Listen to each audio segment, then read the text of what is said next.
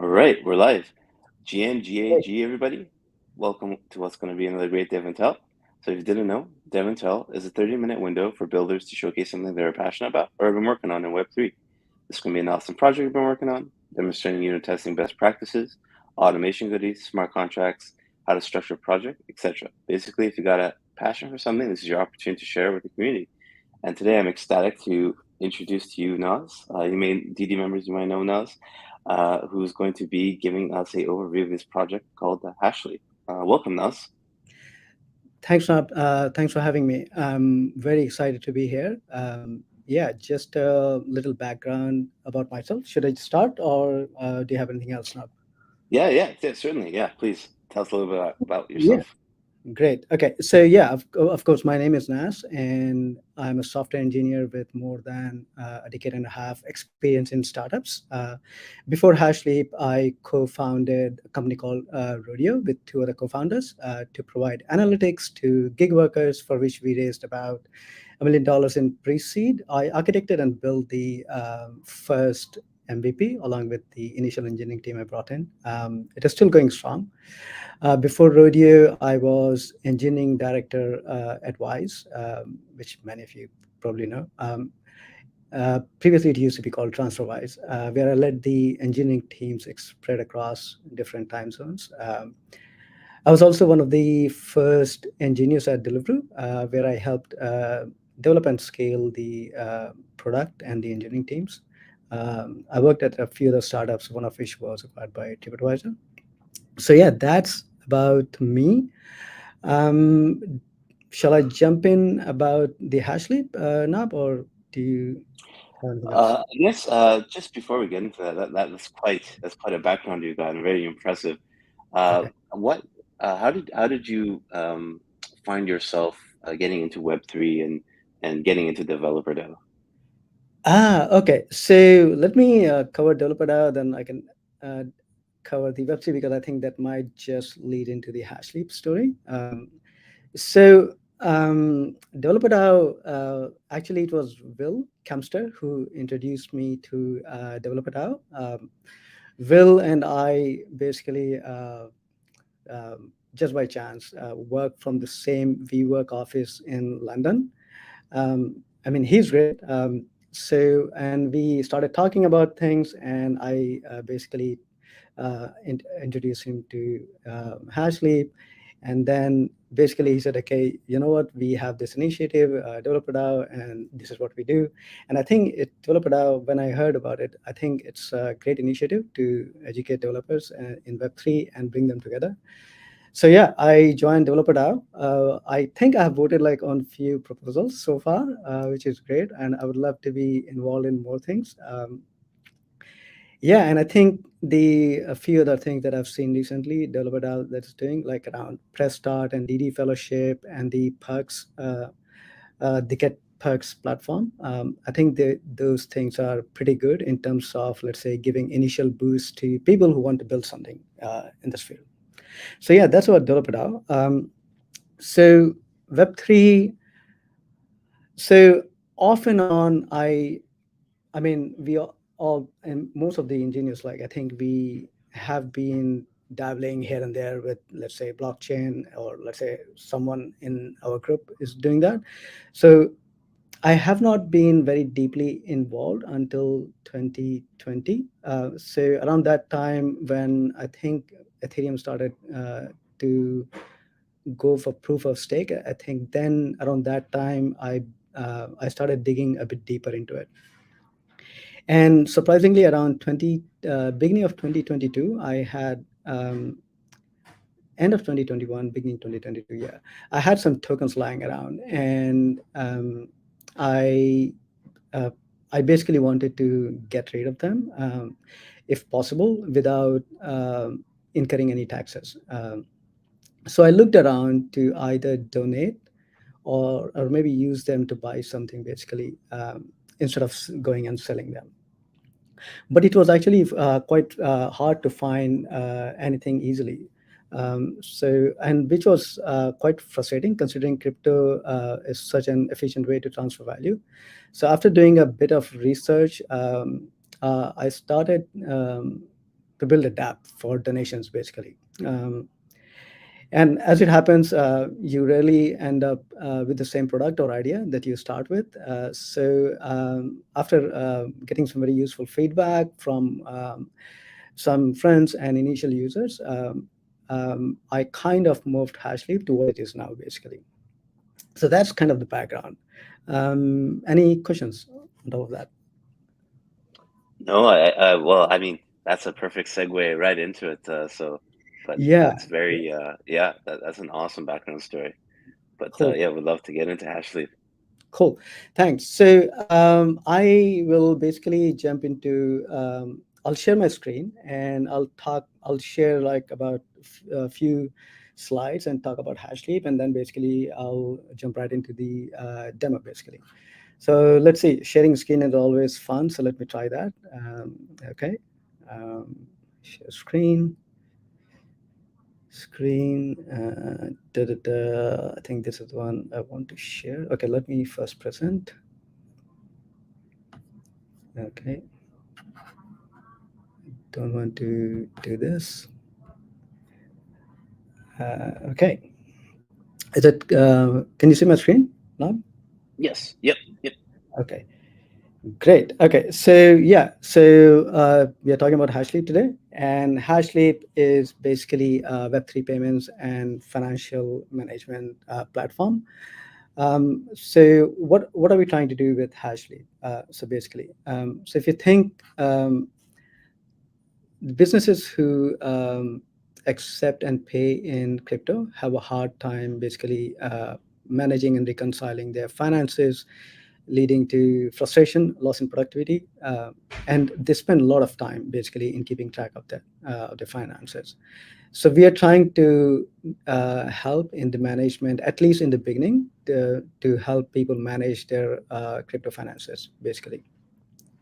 And so, what are the and how we are trying to do that? So, especially we are targeting initially the small and Web3 small businesses, and who are basically working in the, especially working in the Web3, and also related with that, the contractors and freelancers, if you think. So a lot of people who work for DAOs and a lot of other developers who work as freelancers or contractors for these Web3 companies. So, and they get paid in crypto. So helping them manage their payments. And then also to the businesses who are doing those payments, so providing them off and on-chain tools to reconcile their and manage their payment workflows efficiently.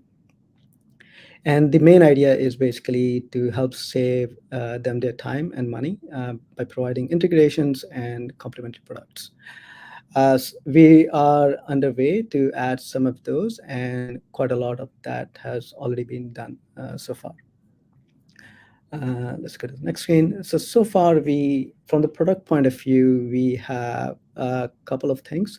So one is we have payment links. So we have two types of payment links. One is fixed payment link, and the other is range payment link. Fixed is basically, let's say, you are arranging and let's say a conference, or you are and for which you want to charge some a fixed amount tickets to people, then you can generate a payment link and then basically share that and collect those payments as crypto. And the range is basically, it started with like donations. When I started building Hashleap, initially I thought more from the charity point of view, but as I talked to more people, then it basically evolved. But I kept the range feature because I think it is quite useful for people, especially who want to collect, let's say, donations or just what you call like buy me a coffee kind of thing. For the projects. So that's payment links. And then we have invoices. So invoices, we have a one-time invoice and the recurring invoice. So recurring invoice is basically you can set it up with certain frequency, and then the invoice will go to your clients, and then the clients can pay basically. Yeah, so that's a very quick and brief overview of Hashleap. I don't know if there's any question in the chat, or shall I just jump right into the demo? Uh, No, we can jump right in. Crowd, if you have any questions for Nas, please post them in the YouTube chat on the as you see, and I will ask on your behalf. Great. So I'm going to stop sharing this screen and I have to share my another screen so that I can show the demo. Cool. Present, share screen. I think this is the one. I think I can share this one. Just give me a minute. Actually, I'm going to open another window. Okay, great. So basically, you start with hashleap.io. You can see my screen, by the way. Yeah, just Yep, to check. yep, we can. Okay, great. Okay. So you start with hashleap.io. So when you go to hashleap.io, then we have there. Okay, hang on a minute. So we have the join private beta button there. So you click that, and then basically you get into you come to this page. So we initially started. We kind of thought about whether we should have a wallet login to start with or not, but then we kind of um, we thought that okay, collecting email at this stage is more important for us than a wallet address, because we have like some notification features as people pay or get paid basically. So we started with the email address, and at some point we will add an option where people can log in basically with the wallet as well. So I will skip through the I won't go through the sign up process, because we don't have a sign up process. So people, you can just sign in and start using. The only thing is, after signing in as a user or a merchant, you have to provide certain information about yourself, because we also want to make sure that okay, there's no fraud or anything happening. So let's say I sign in using my email, uh, and then I get an email. Basically, I go to my email, and then I'm going to click on that. Right. Okay. So I'm going to refresh this page now. So we basically use Magic Link, and we don't use password because it just makes everything very simple. So I come to my dashboard. So right now on my dashboard, I can see my payment link transaction and I can see my invoice transactions. Um, so if I click on any of these rows, basically it just shows me a little bit more detail. And if I click on the transaction hash, then basically, right, okay, it opens a new window, so you can't see it, but let me just click here. So I come basically to Etherscan, and then I can see my transaction. So you can see 1BA, it starts with 1BA and finishes with B66. So that's what the transaction is. And the same thing for the invoices. So we are redesigning the whole UI at this stage. So it is going to look very, very different in the next few weeks. But right now, it's first version and it's pretty simple at this stage. So payment links. I'll quickly go there. So this is so basically when you come to payment links, you can see that you're not activated payment links and the activated payment links. So when you initially create any payment link, they are not activated because it's kind of a you could say precautionary step we have, so that you don't accidentally just make a link available even when not everything is correct. So let's say if I want to create a payment link, so basically I go here and let's say I won't create at this stage because it might take me longer. So let's say developer.demo, let's just say dd demo, and then I select a fixed or a range. So if I select fixed, so I have just amounts. I can let's just say 4. But if I select, let's say range, then you can see it changes from and to. So I can just basically say, let's say I'm just collecting some payment for the open source work that I'm doing. I could say, okay, I'm fine to accept anything from 1 to 100. So then I can get that, and then I can select whether it is going to be USD, GBP, or Euro, and then I can specify the tax if I want to add anything, and then specify what information I want to collect. And this is useful because in case I want to get in touch with any of those people. So I'll just go there instead of creating. So now here I have some not activated payment links. So if I click on one of those, this is a funny one. collage in Montenegro.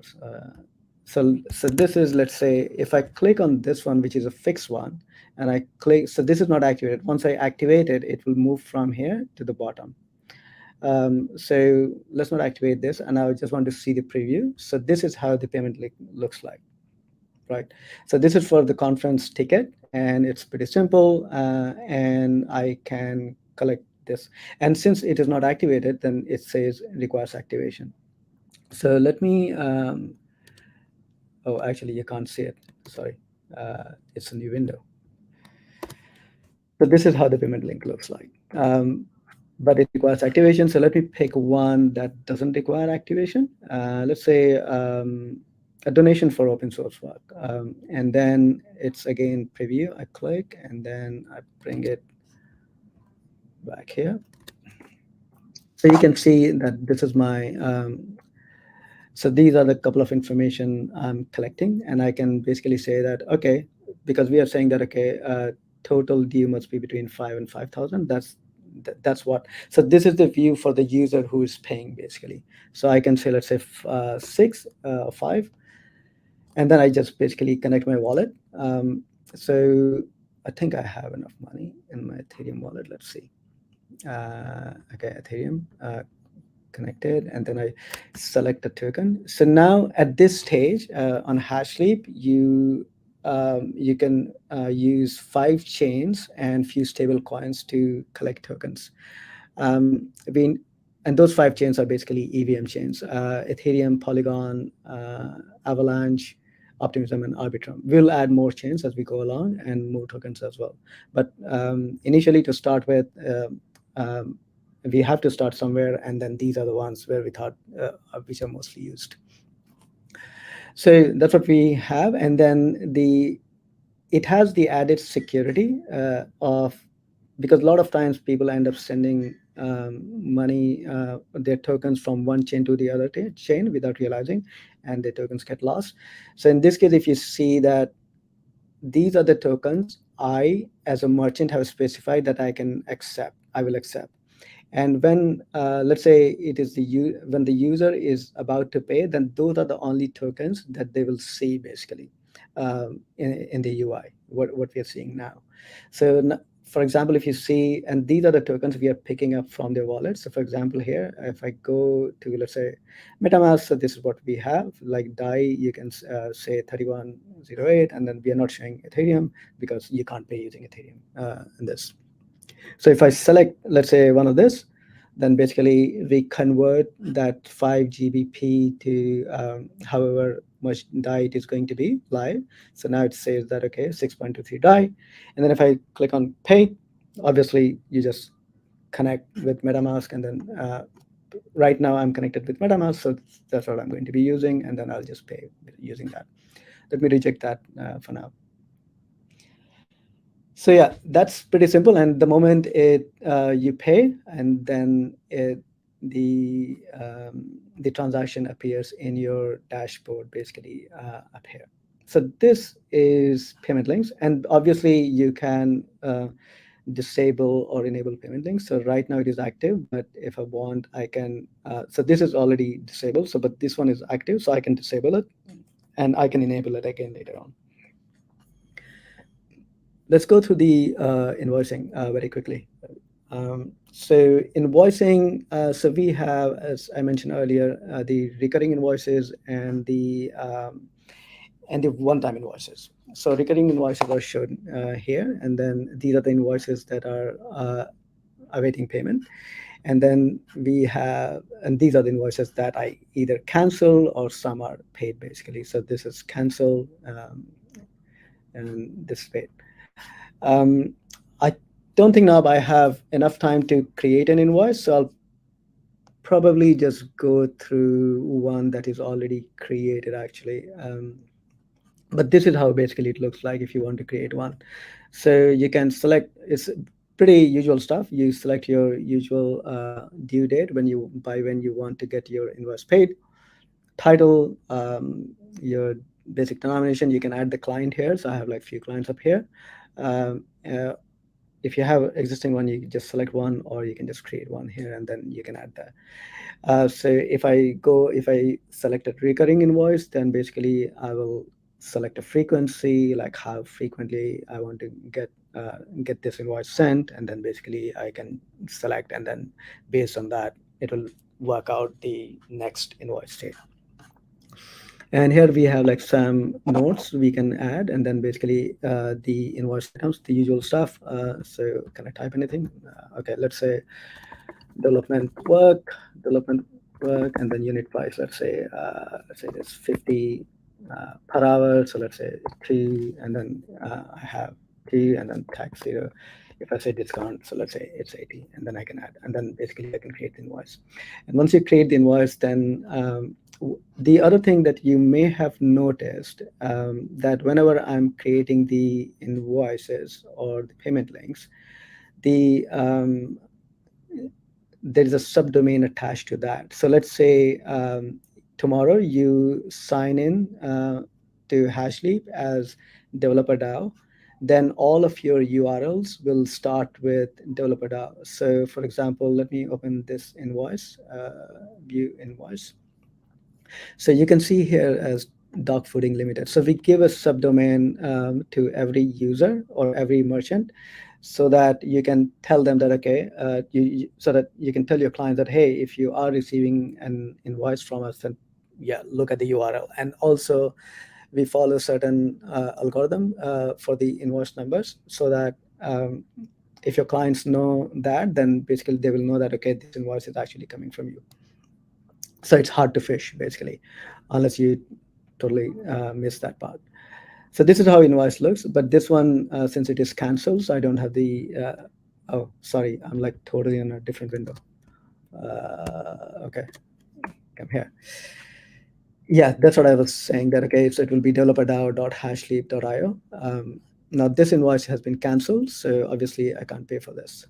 So let me go and pick one up that is not canceled and that I can pay for.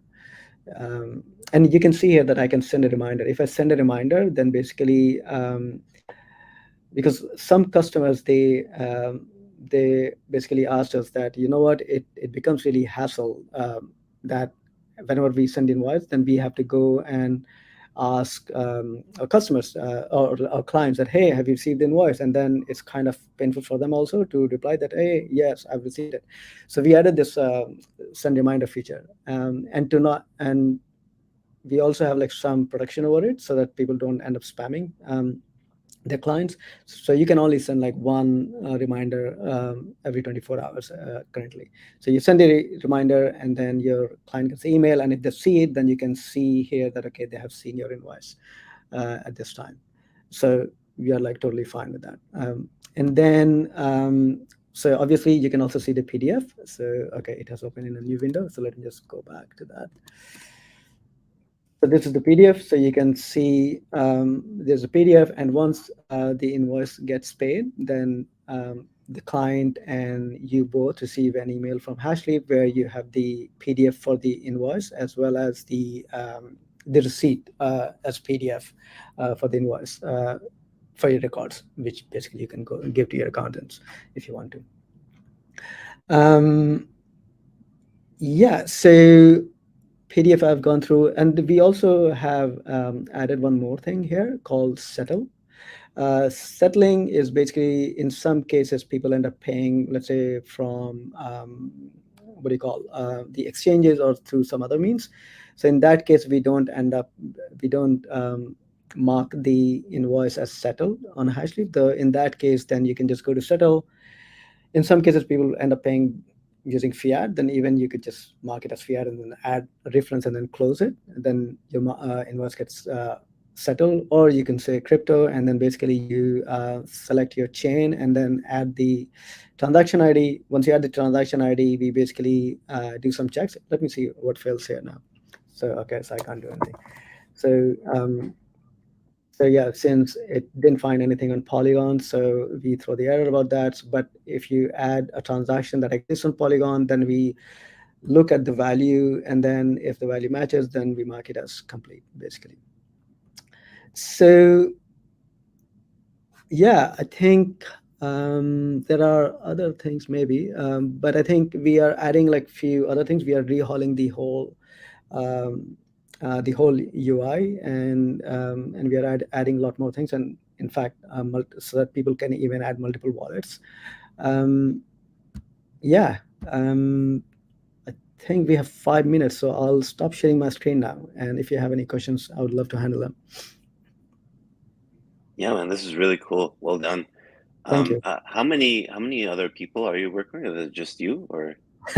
Okay, so I started on my own, and very quickly I basically took a technical advisor, who basically worked with me at Wise, and then for when I say design parts, so I'm not a front end engineer. I'm basically all my life I worked on the back end, so I kind of did the front end myself, but now. We have someone who has worked at Nansen and Glassnode in the past, so he's helping to redesign the everything basically. So yeah, so if you think about the backend stuff, so that's me for now. Excellent. Yeah, I share a very similar similar story there. Uh, I guess are there any plans to have kind of a crypto to fiat off ramp when somebody gets paid? So, for example, if I have one of these links and I set it up to get paid in Ethereum, but I don't necessarily want to hold Ethereum when I get it, is there going to be a feature where you guys will automatically convert that Ethereum to USD or the British pound and have that transferred into a bank account or something? Yeah, so that's a very good question, and quite a few other people have asked us, but I kind of have a weird kind of reasoning behind this for not doing, at least now. One is basically, I firmly believe that if we use crypto as a basis for, let's say, exchanging value, then everything becomes much more efficient. And if we want to increase the crypto economy, then if we allow people off ramping, then we won't be able to increase the crypto economy because we are converting it back to the fiat, right? So that's my weird reason. But I think I also understand the other aspect that, okay, yes, people still have to pay for their rent and the other stuff. So we might end up doing that, but there are like so many other things we can do before getting onto that, because I think they're like, the other reason is like there are like plenty of other people also doing that. So um, not on the near roadmap right now, but yes, if a lot of people ask us, then yeah, we'll think about it. Yeah, yeah, awesome. Yeah, the only reason I ask is like there's still some traditional companies out there whose Yeah, accountants don't like having crypto on the balance sheet. But yeah, that totally makes sense. yeah, tell me about it. Yeah. Yeah, yeah. Yeah, yeah. Um, and another question I had was, uh, is it possible to embed those payment links in a web page, or do you have like a little widget version of it that people can stick on their site, kind of like a tip jar or something? Yeah, so we don't have that at this stage because we just got the private beta out, I think, a few months ago, and not many people have asked us so much. So we haven't prioritized that yet. But if enough people ask us for that, then yes, we'll prioritize it. And I don't think Gotcha, that gotcha. will take much time. Yeah. Yeah, Yeah. beauty. We only have about a minute left, so my final question is, how can people keep track of Hashleap's progress? If they have questions, how can they reach out? Yeah, definitely. So it's my own Twitter handle, so which is basically underscore NASJ, and then Hashleap on Twitter is basically just Hashleap. So please follow us on Twitter, and yeah, I think we kind of regularly update there. Even when we put something out on a blog post, then we basically communicate there. Yeah. Awesome. And gang, all of that information will be in the description of this video below, as well as the accompanying blog post that will be coming out shortly. But with that, unfortunately, we are at time. But thank you so much for coming on, Naz. Really appreciate you taking the time to show us Hashleap, and yeah, really looking forward to it progressing. And yeah, Thank you so much for having me. But I'll end with just a couple of points, which is basically please use Hashleap for your invoices and payments and try us out and send me feedback. And let us know if you have any use case that you want us to cover, and we'll try to prioritize that.